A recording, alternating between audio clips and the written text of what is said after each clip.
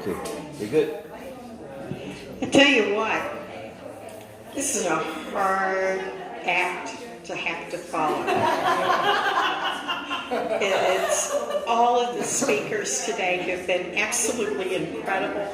The energy in here is fantastic. The people have been delightful, and I'm glad I made the trip up here from Roswell for sure. As Anthony told you, my name is Karen. In the craft community, I'm also known as Kalisha. And I got my first tarot deck in 1968, and my second deck in 1970.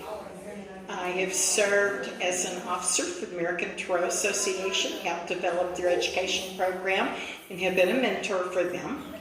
I'm an elder in 5 different traditions of craft, not Wicca. I am recognized by Janet Farah, Gavin Bone in Ireland, who have written many books on the subject, as well as Maxine Sanders, founder of the Alexandrian tradition with her husband Alex. And yeah, there's a lot of hukum in that history. Anyway, after listening to everybody, because I've kind of been questioning myself up and down, what am I going to talk about? And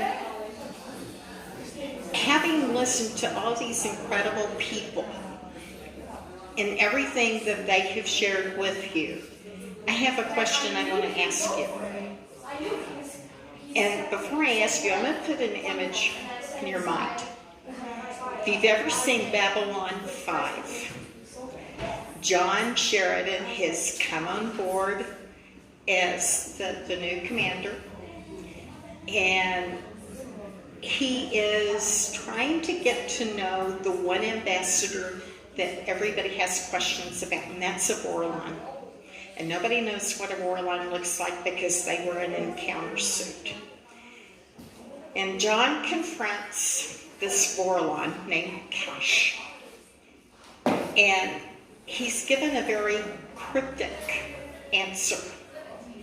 And so John agrees to let Kosh teach him. And the first question that Kosh asks is, who are you?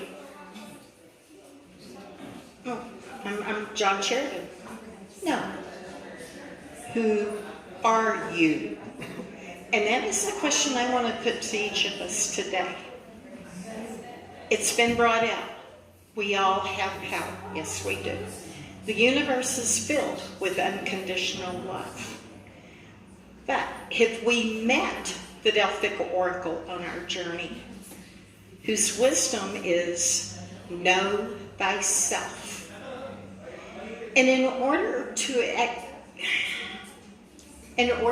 really acknowledge and connect to the power within, to connect to the universal energy, to connect to that which is divine and holy, we have to first acknowledge who we are.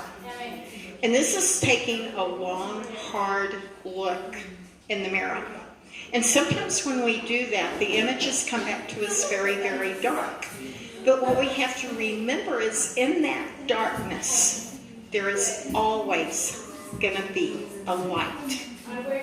And the key is to follow that light, because when we follow that light, we turn the key to our heart.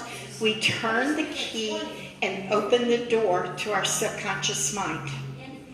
In Hawaiian Huna, they have the practice of knowing yourself. And it's really kind of simple, because they divide us into 3 beings, which are 3 aspects of our mind. The first is the conscious mind.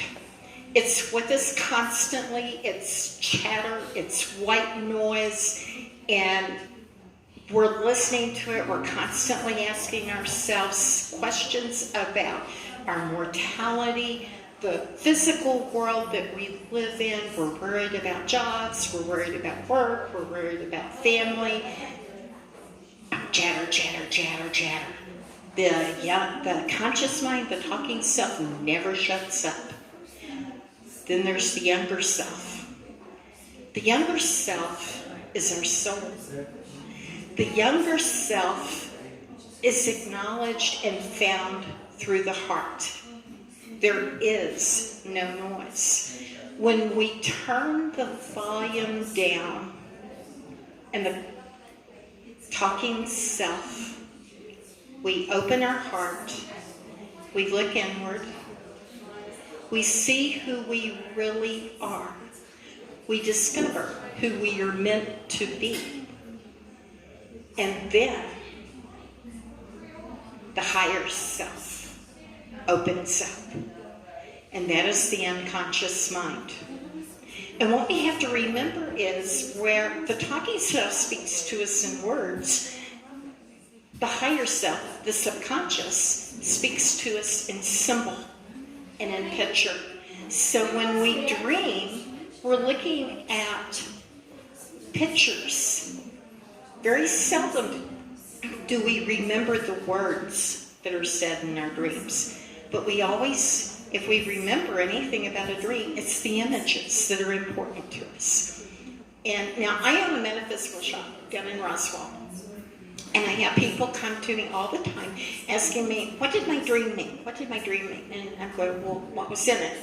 And I'll give you, for instance, I dreamed about this snake coiling around a tree. And I'm going, yes, I'm terrified of snakes.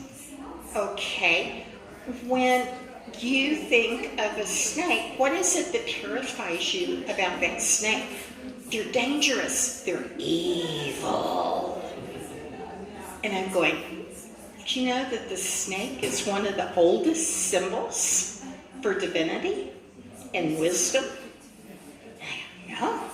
I says, maybe this is your subconscious telling you that you need to put away what you fear and start to look through the eyes of what you want to manifest and what you want in your life.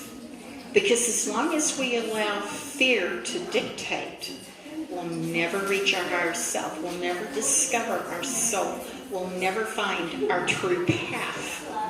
Because we are so caught up with fear. When we shut up, listen, it's amazing what the universe has to share with us. All of a sudden, it's not wind blowing the tree leaves. No, it's the music of the earth. It's the song of nature. And when we connect to the earth, we become grounded. And in Hermetics, one of the most wonderful teachings is as above, so below. As within, so without. Is the universe, so the soul, and always shall it be. For always has it been. We are simply reflections of what we really are, which is spirit. Get rid of fear. And how do we get rid of fear? By taking responsibility. I'm on a number of Facebook pages for witches. And I'm also an admin on a page. In fact, Maxine Sanders actually created the page because she wanted me to run it. And it's an educational page. And I'm constantly seeing posts from young people.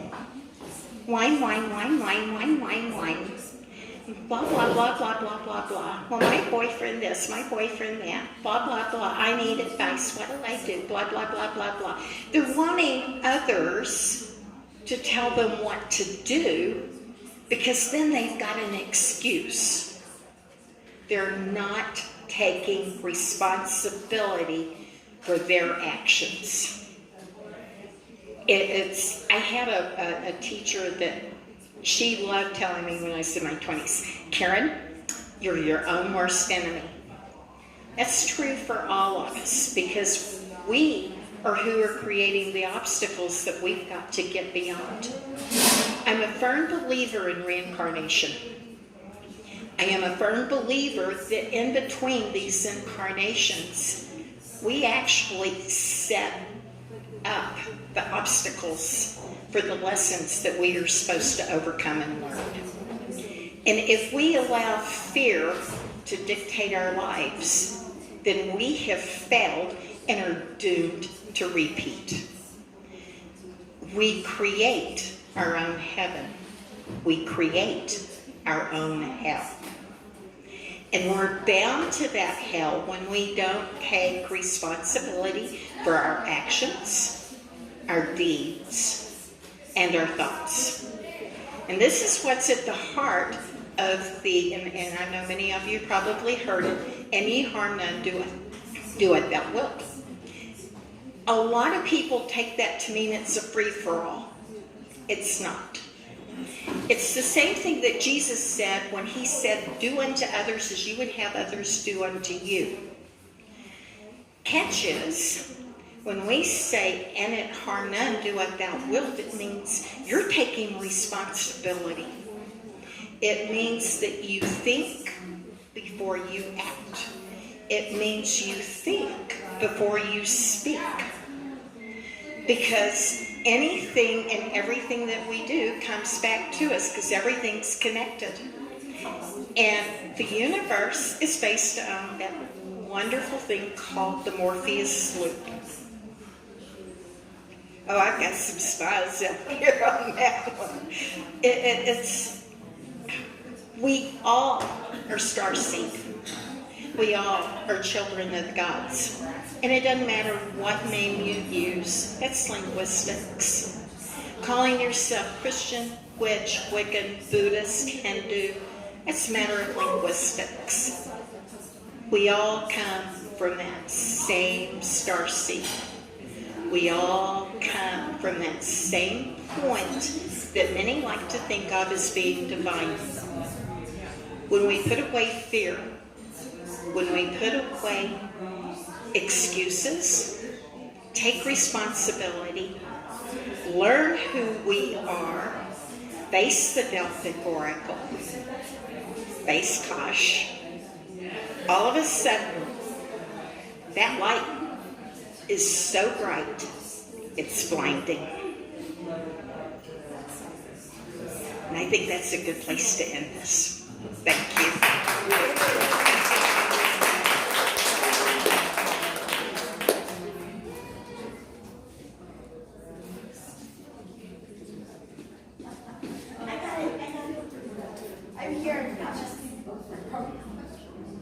I'm going from all the portals